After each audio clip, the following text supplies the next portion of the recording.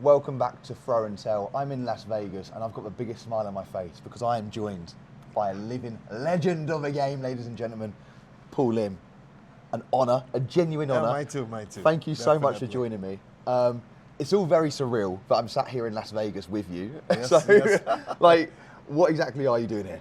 Actually, like I said again, by chance, this is the same weekend that the Super Darts, soft tip Super Darts of Darts Live is going to be held in the Plaza Hotel here. So the qualifying of the Super Darts is a huge thing. So I come and try to qualify for the Super Darts. And that's soft tip, right? Soft tip, yeah, that's right. How do you find playing soft tip compares to playing steel tip? Well, a lot of people ask me that question. Yeah. Actually, in fact, I think throwing darts is the same thing. It's just the format and the gameplay, the way that you finishes. I mean, master out or single out. Well, steel tip has always been the same old traditional 501, straight in, double out. So, and then we play cricket too. You see, in soft tip. So I think that kind of make it a bit more exciting. So, What's the standard like? Oh, it's high. You find a lot of soft tip player now because it's easier than steel tip. So a lot of people are really good at it. I mean, it's almost like pool and snooker. Yeah. Because pool, honestly, I think it's an easier game than snooker. Have you played snooker properly? Like on a big table? I don't know. It's difficult. It's hard, it's man. hard. Like, it's a real hard sport. I could pot a ball in pool, but snooker, I think it's a lot harder. So I think in that aspect, soft tip is a lot easier, but it's easier for a lot of people, a lot more people. Big population of great players out there. So it's hard. It's not easy. Why do you think that soft tip is more popular over here and in Asia than steel tip? I think it's more player friendly. I think it's because it's electronically scored. Yes. I mean the technology of it in the term, and then plus I think the youngsters nowadays they like that whistle and blowing. I mean it's like graphic and all that. Yeah, so I've seen some of the clips. That makes a difference. So I'm sat here with a runner-up of the Lakeside World Championship. So it was a surprise to me. Oh my God, eh? Come on, like I've got chills thinking about that. It was good. I'm glad. Yeah? How good was that? It was great. I think it becomes part of my legacy now too. Yeah. Like I said, I'm not young anymore, so. You're young at heart. You look good as well. You're moving well. Right. How old are you now? 71? 71, yeah. I'm going to be 72 by next year. So. If I'm playing darts and moving as well as you at 71, I'll be if I'm alive at 71, I'll be a very happy man. So, talk to me about that Lakeside run. Oh yeah, it is. Like I said, like I said, I have played in a few of the WDF Open tournament, and fortunately, they suddenly told me, said, hey, you accumulate enough points, and you are actually eligible. And it was unfortunate that the same year I couldn't qualify for PDC because I was short by a few points. So then I thought, hey, I might as well go and try the WDF one. So I think it was a blessing in disguise anyway. Someone is looking after me up there. It was an incredible run though. And yeah, it is actually. Yes. I think what was really impressive is that, we can talk about the PDC and WDF and like the state of darts, but it's always been very hard for the WDF or BDO traditionally to capture the imagination of the public after the PDC World Championship. That's right. You did that. Like, not them. You did that. Like, you must be very, look back on that with a lot of pride. No, I did. Actually, in fact, it's strangely, I wasn't as nervous. I don't know why. But you could see that though. You looked really just I was more enjoying. There. I was kind of playing my game. Of course, my pace is a bit different than others. And I think maybe a lot of people were affected by my pace because the pace I play, I'm not really that slow than some of the players I've known, but I just play my pace. And I always say that in darts, right? If you got to cope no matter what happened. Anyway. Was it for 161 in the semi-final? Yeah, that's right. That was good. You pinned two of them, and you looked, you started laughing, and I was like, "This is going." There's no way you didn't hit that dart. Like, that was really fun, man. How did that experience compare to what you was used to at PDC? I think, well, as a competition-wise, I think basically it's the same. But going back to Lakeside, because my legacy, was actually Lakeside when I did the night art, right? You know what I'm saying? And going back there again, a lot of flashback memories, great memories of great people that I've met all these years, and the people that I've not seen anymore, and things like that, like the organizer, Ollie Croft and Lorna Croft and all that. I always remember them, the Croft family that for the BDO. So I was a big part of that family for a long, long time. Yes. And then as it goes along, I drifted into the PDC side. So I kind of lost touch with that. Did you get emotional at all walking through Lakeside? I was. Actually, I was, because like I said, they brought back a lot of memories. So. Now, you're having a brilliant year. You're currently on track to qualify for Ali Pali. Yes, you are. Yes, yeah, yes, I am. Yeah. So far with the PDC Asia Tour. Yeah. Last year I was close. Had chances on my last stage, but well, anyway, like I said, what is not meant to be. That's why I went to the World Championship in Lakeside. So, but this year I am actually gunning it. Like I said, times, I always believe that there comes a time when everything stops. You know what I'm saying?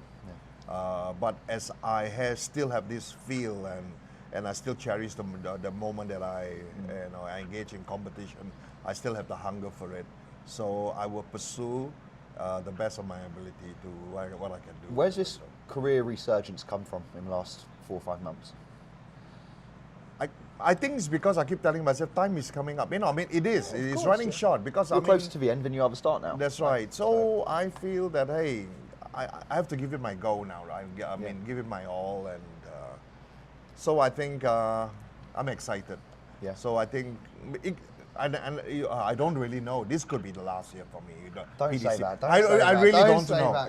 Cut this whole thing now. We're ending it now. I'm not letting you do it. But like I said again, people have asked me, when are you going to retire? I said I will know when I want to retire. Yeah. But as of now, no. Do you still have that hunger? That's right. That's right. Yeah, that's right. I mean, the traveling is a bit hectic for me. Yeah. But and of course the stamina wise, but I try to keep up my health and things like that. I think that's most important for me also. You've been playing now since 1980 professionally? Yeah, I've been playing for 47 years, 48 years. Yeah. Right, so you've been playing quite literally a lot longer than I've been alive. You must have really. Yeah. Oh, you're that young, eh? I'm 31. Yeah. Oh, okay. I just look old. I'm bald. So you must have seen some changes, right, from when you started to where we are now. Yes. What's that big change for you? Well, first and foremost, the big change is the people, they are chasing it as a career now. Yeah. Because once upon a time, I think a lot of the players, even in my days with the Eric Bristow, of course they are the few full-time professional, but most of them actually still work. I mean, like Alan Warrener, he was still working as a nurse when he plays professional darts. So, but nowadays you find that most of the dart players now that want to chase that path, they're committed and they give it a full-time thing, and it's not easy. No, it's not. But obviously the prize money have make a big difference now. £1 million compared, now. Yeah, that's what I'm saying. Right. And the chasing of the circuit, there's always money involved, and then plus there's a lot of media involved and a lot of exhibition darts and all that people are paying. Like most of the softy professional in Japan, they make a living, of course, from prize money too, but they do a lot from exhibitions. Yeah. Do you think there's too much darts? Too much? Yeah. I don't know. I think exhibition for me is also a part of a practice, putting yourself under pressure, because you can't go to an exhibition and throw rubbish. You can't, because it pressures you to throw well. Yeah. So I think that constant thing is always, it helps you indirectly from competition also. So we were talking about the prize money there, and obviously it's £1 million now at Ali Pali, but it's more of actually, you can make a career now, not if you're in the top 4, but like the top 40, top 50, 60. Yes, you can, yes. That's an actual viable career. That is right. Did you ever think darts would get to this level? Well, we kind of hope that it does. But I never thought it would get to be that big. Yeah. Because it is really big right now. I mean, I wish this was in the early days, but You wish it was a bit younger. I can't go back on time, but it definitely I never thought of it that it's going to be. You mentioned Eric Bristow. How much would he have loved Luke Littler? Well, Eric was a great guy, by the way. I met him once. He was a brilliant man. I think he will probably give a few sly remarks, or something like that. But basically, I think Eric will really appreciate that because I think Luke Littler is one. To me, it's almost like one of the Tiger Woods in golf, something like that. Yeah. It's just one of the young people that came out and just blows your mind. I thought I knew he was good, but I never thought he was that good. Yeah, but scary, right? He is scary good, yeah. We was talking off camera about Bo Greves as well. Yes. And you think of her so highly. That's right, yeah. I do. I met Bo Greaves at Lakeside. Yeah. And honestly, I kind of did tell her, said that, hey Bo, if you ever come into the soft tip world, I think you're going to beat everyone too, every woman out there. But she's honestly one of a kind, just like Luke Littler. What's Bo's level? How good do you think she can be? Well, she's the best I've ever seen. But I think if she wants to compete with the top notch in the PDC, top ranked players, I think it's still tough. But she's capable. She's young as well. She's young, but she's capable. But I think that pressure playing against those guys like Humphrey and Luke Littler and Gerwin Price and all that, I think the pressure playing, because those guys doesn't give you any chance at all, The average shows. It's ruthless. Yeah, it's ruthless. It is tough. Is the standard of darts now better? Definitely higher. Yeah. Definitely higher. Yeah. Okay, so here's a question. Actually, yeah. This is a cheeky one. A lot of people say Phil Taylor would not have won as many titles. How would Phil Taylor do at his best in this era? Wow, I feel that. Okay, first and foremost, the overall standard is a lot higher now. Yeah. But Phil Taylor, even at his era of what he's done, 16-time world champion, you know. But his averages really is probably still high. He hits a lot of over 100 averages. Yeah. So I think he will be competitive. Yeah. But it will be harder for him now. Yeah. That's all. Do you think the game has got easier? Because obviously, I mean, look, we've seen the new Target tour board. Like, these wires are razor thin, And when you see when Phil was playing, they still had staples. I know, that's right, that's so right. Is the game a bit easier now? I think a percentage, yes. Yeah. But you still got to hit the target. Yeah, it's still like a stupidly hard game to play. Yeah, that's right, yeah. So no, I think it definitely is a bit more forgiving. That's a great word to say. Yeah, forgiving, yeah. Okay, who's on your Mount Rushmore? We're in America. 4 best players you've seen. Well, I would put Phil Taylor in there for sure. Yeah. Luke Littler. Yeah. Humphrey, I would put him too. Really? Because I think Humphrey it took him a few years, but he becomes so consistent. He's so good. Yeah, and his mental is really good too. Yeah. And the last guy will be Eric Bristow. Really? Yeah. Yeah. So not someone like Barney, Adrian Lewis. Nope. John Part. Nope. No. Nope. Is there anyone who's close? Anyone who's close? Yeah. If I have to pick one, I really hate to say that, but it will be John Lowe, actually. No, I mean, it's okay. Yeah, I think John. Yeah. John has been around for a long time too, and he's always competitive, And I would put John in. Yeah. Was you good friends with Eric Bristow? Yes, I was. Yeah, I was. What's your favourite memory of him? He's always very kind to me. Yeah. He's always he talks to me whenever we meet each other, even to the point when he actually wasn't playing professionally anymore, and I was still going to England. Yeah. Every time I see him at the booth with PDC commentating and things like that, we talk and we say hello. So I like Eric. You've obviously seen a lot of people come and go through darts. You've had an incredible career. before we start playing a few, having a chuck ourselves, do you look back on your career and have any regrets? I really don't think there's any regret because I chose my career path. I mean, I was a chef, and good chef, I heard. Yeah, well, I heard you were a better chef. I was pretty good. I was pretty good. What was your dish? What was your special dish? Yeah, French. I do nouvelle cuisine. Yeah. Ooh. Yeah. So I learned a bit of Asian cooking when I was back working in Singapore. Yeah. In Marco Polo Hotel, but when I changed my career path and moved to the USA, and lived here for 30 over years, and chased the circuit.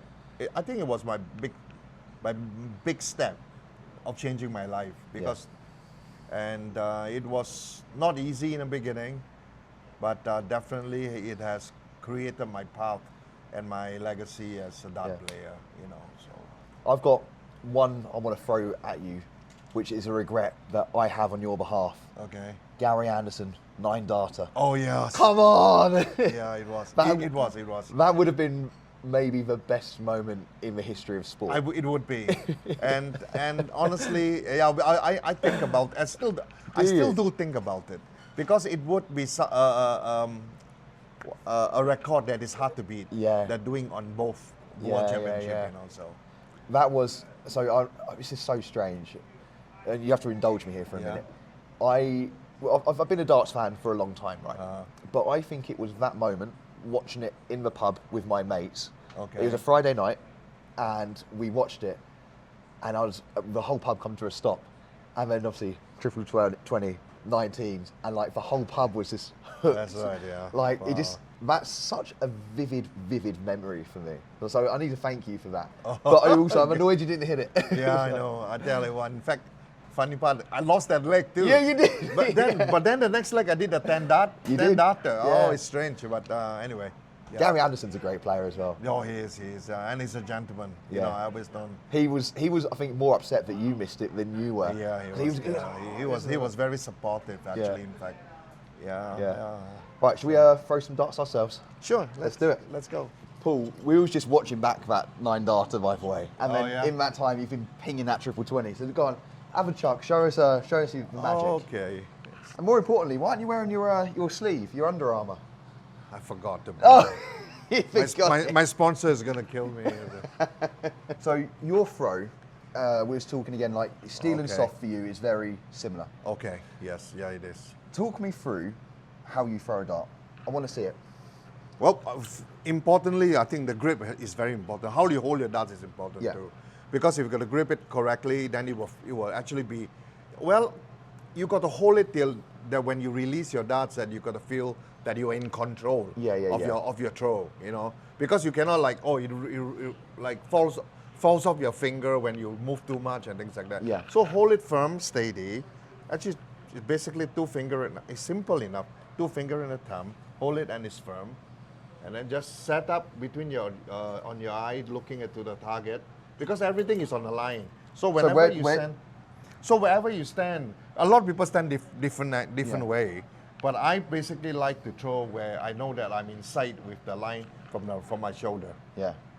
So everything is on the line. With the bullseye, the 20, and everything is in a line. Okay, yeah. So actually you want to throw out onto the straight line first, because that's the alignment.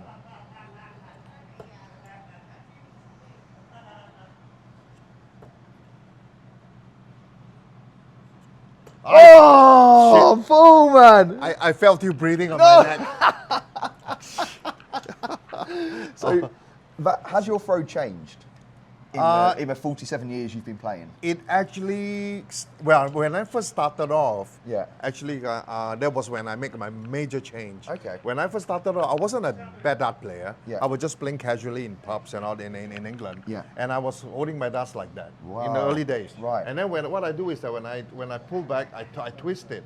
I twist it into a position where I'm going to throw it. Yeah. So this twist moment, it was a habit. Yeah. And what happened is that I wasn't throwing bad, but it was in England during the cold winter time when you go into the pub and your hands are all cold. I find that when I was doing this, because my finger is all like numb. I mean, because of the cold, right? So it drops out. and I was like, oh, it drops out, and I got to start again and all that. So it becomes a distraction. Yeah. So one day I was at home and I was doing this, you know, and I said, why? This is the way I throw my darts. Why don't I just hold it that way from the very start, and not create all this extra movement that is unnecessary? You know what I'm saying? Yeah. So then I said, okay. So so what I did is that this is the way I hold. I just tell myself, just hold it and throw it, hold it and throw it, and then eventually it came back. Okay. So that was how I started. And then obviously, so you say you're not a quick player, you're not a slow player. Yeah. But do you find that as you've got older, your game has slowed down, or has it always been this pace? I think a little slower now. Yeah. Because I watch back my on the tape and I time myself. Yeah. And I time a lot of in fact, recently I've been watching a lot of the PDC player on their Players Championship and things like that, and I time them when they walk up to the line, they throw, and after the three throws are gone, how many seconds it takes. Most of them go, Humphrey. Very quick. Humphrey is about 3 seconds. Yeah. Okay. And I watch a lot of dart players, it's about 9 seconds, 8 or 9 seconds. I'm at 10 or 10 seconds. And close to that anyway. So it wasn't as slow as someone who throws about 12, 13 seconds. But I think a lot of if you look at Aspinall. Yes. Aspinall throw is not, but he does that. He's got the dartitis though. It's a little bit, he got to make that, he feels. He goes there. That's right. He has to. So by the time he throws his 3 darts, sometimes it's 15 seconds. Yeah. You know? But it's like I know that he's not doing that intentionally. No, he's not. No. You know, and that's exactly what I'm saying is that if the way I throw, I keep telling myself, should I write something on Facebook and explain to people? Basically, is that if that is my pace, I'm not doing it deliberately to slow you down. Yes. Okay, and that is my pace. So logically, if a dart player tell me, I lost because he throws slow. No, honestly, that's you see, that's rubbish. You see, because honestly, you have to adapt. Yeah. As long as within that ruling, you know what I'm saying? I mean, it got to have a certain time. You cannot wait for 5 minutes then throw one dart. I mean, that's terrible. But why should I change my speed faster just to please you? Yes. You know what I'm saying? Yeah. I just got to play my game. That's all. Yeah. So you have to play your game. I like that. Yeah. So. Is that becoming easier to process as you've got more mature? That's right. Yeah, it is, because I don't feel like I have to come to terms with myself that I'm not. I don't think about what that guy's feeling is. If I feel I feel so bad, I better throw fast just to please him. Then I'm destroying myself on the hockey line, you know. So who's got the nicest throw at the moment? Nicest action? Wow, you know something? I really like. What is that? Meckel? Meckel is good. Ryan Meckel. Ryan Meckel. Yeah, the left armour. Yeah. The guy from Belgium. Mike De Decker. Mike De Decker. He's so fluent. Very that's right. You know, and even Goen Price. I like the players that actually do a set, pull back and throw. Yes. A set. I mean, of course, you look at Humphrey. He's like. Yeah. He's going through a rhythm. He stands very front on as well. He's that's right. Here throwing, isn't he? So. Yeah. I think they go by rhythm and feel, and it's not easy actually. No. It's not easy. But Gary a lot Anderson of people. For me. That's right. Gary Anderson's throw. Same thing. Yeah. An absolute flawless work of art. Yeah, Just so beautiful to throw. To watch him play darts. Oh, we've not even mentioned this guy, Steve Beaton. Oh yeah. Oh. Yeah. Like I said again, he's beautiful another man. one. Beautiful throw. That's right. Yep. Go on, Paul. Give us 3 more. Let's have a look again. Okay. Try and do a Steve Beaton throw for me. I don't even know how he throws.